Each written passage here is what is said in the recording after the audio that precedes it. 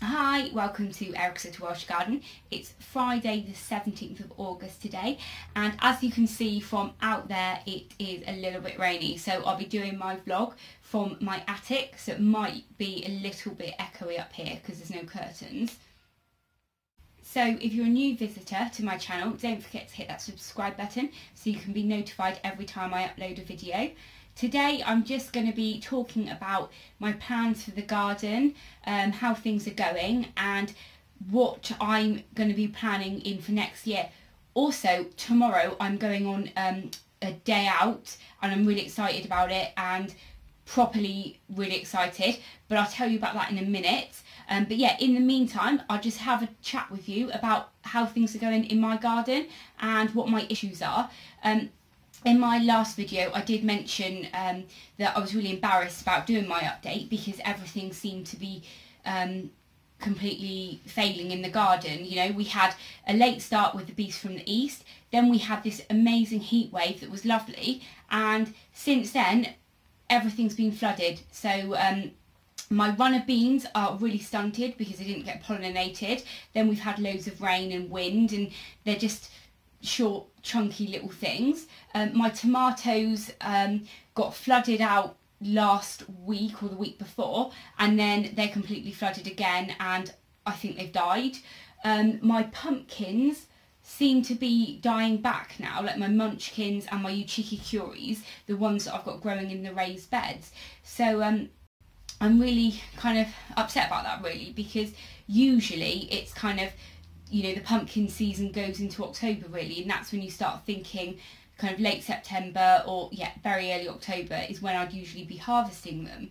But the Uchikis and the munchkins on the patio pretty much are, you know, really dying back now, so I think I'll be harvesting those this weekend.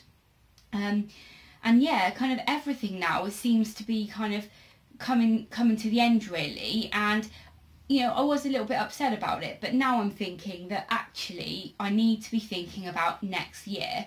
Everything in my garden, because it's such a big garden in woodland setting, is completely overgrown. So really now what I need to do is thinking about kind of harvesting my pumpkins and not worrying too much, you know, about this year. I need to spend my energy thinking about next year and starting to get some of the areas that I want to plant ready really, especially for things like onions and garlic that I want to put in this year. A couple of weeks ago we have a friend that used to be a tree feller a few years ago. He's retired now, and a few weeks ago he visited our woodland and was really amazing at giving us advice about the trees that we've got in there. We have quite a lot of trees that you know, aren't very healthy or are actually quite dangerous now because they're really tall and certain branches have died and things like that. So we are going to be having some of our trees cut down in our woodland, which will mean that it will let a lot more light into that woodland area. So kind of now, so we're just kind of thinking now about places that will be able to grow more food in that woodland area next year as well. I'm pretty sure now that kind of this is it for 2018. I'm not going to be kind of, you know, doing much more in terms of, you know, veg growing or veg videos. My yacon and my perennial veggies are still doing really well, but apart from that I'm not really going to worry too much about everything else. I'm just going to work on getting the infrastructure put in place so that next year I can hit the ground running and have a much better season. But also I have been kind of learning a lot more about flowers. It's not something I've ever really kind of been that into really, because it was just all about vegetables, but now I've got so much space that I would really like a pretty cottage garden too. So you know, that will take me on actually to what I'm going to be doing tomorrow. But in the meantime I just want to show you some of the seeds that I've picked up. Now, I'm not a vegetarian whatsoever, but I am quite conscious in our family that we don't have meat every meal and that we do kind of get our proteins from other sources like beans and pulses and things like that.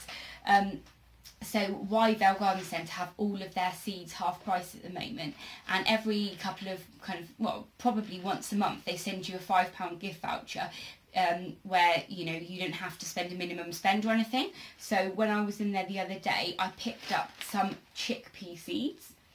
So I know Richard and Paul have grown some of these and they did really well, so I picked these up. I also picked up some dwarf borlotti beans.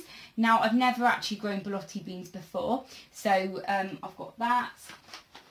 I also picked up some lentils. Has anybody grown lentils before? I've not seen anyone else talk about it in their garden updates, but I'm really excited to have a go at that.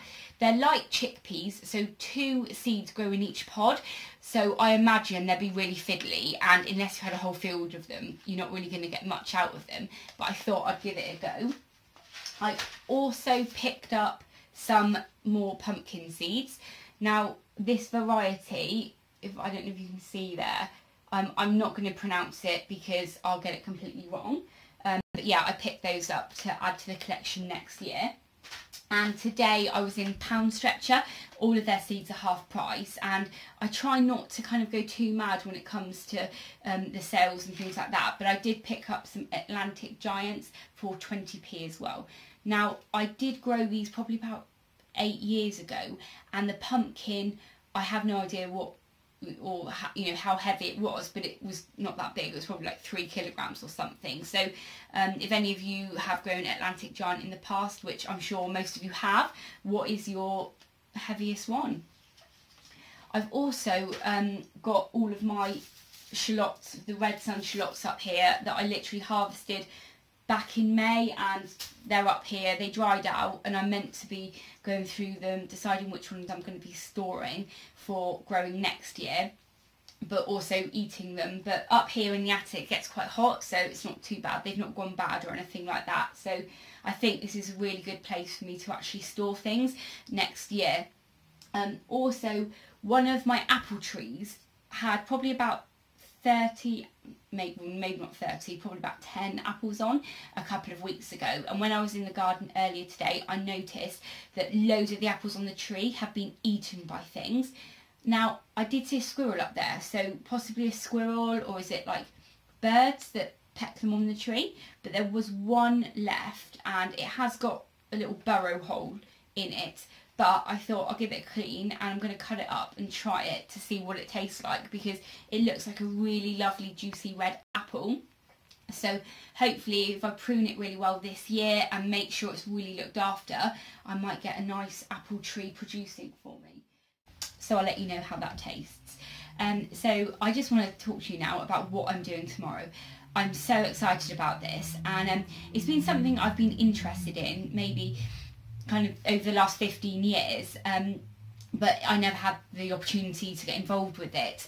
And since we've moved here a couple of years ago, it made me, kind of look into the idea, but then I wasn't really that interested.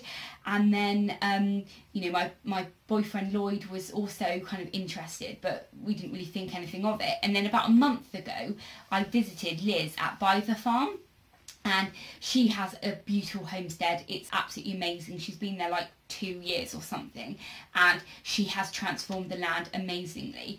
And one of the things she has is bees. Now, it was something that Lloyd spoke about a year ago, and I wasn't kind of that interested. But since seeing her bees, and I've seen a few videos on YouTube and things, and I thought, why not give it a go? Now, I volunteer with Brecknock Wildlife, and they do stuff with bees and things, and it made me kind of just think, oh, okay, this is something that I would be interested in. And I was having a chat with one of the chaps there who used to have beehives himself, and he said, go on a taster day, and you'll see if you like it and things. So we have booked a beekeeping taster date for tomorrow with our local beekeeping association. So I'm absolutely really excited. I don't think I've ever been stung by a bee before. He did say it's probably a good idea that you get stung twice by bees to know if you're going to go into mega shock or whatever. But yeah, I have no idea what it's going to be like tomorrow. We've done loads of reading. We've watched, there's a YouTube channel called the Norfolk Honey Company, I think. I'll put a link to it on here actually if you're interested, but he used to be a bee inspector and he's been keeping bees for years. He's got loads of really, really amazing informative videos on his channel, so yeah, go and have a look. And hopefully tomorrow I'll give you an update on how it's gone.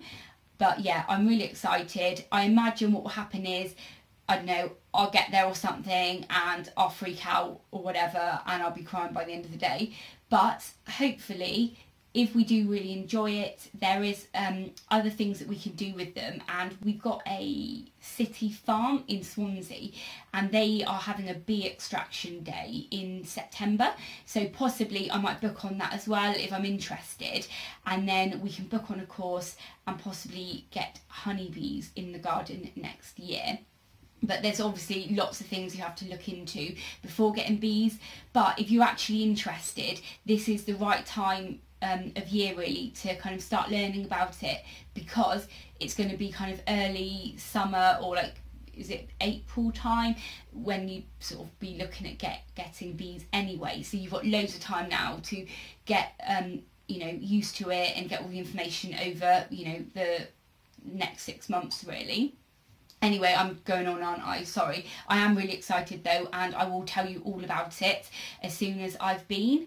But I'm not going to carry on chatting today. I'm going to end it here now. Thanks very much for watching, and if you've enjoyed, don't forget to hit that like button and subscribe if you're new to the channel. Thanks very much for watching. Take care. Bye.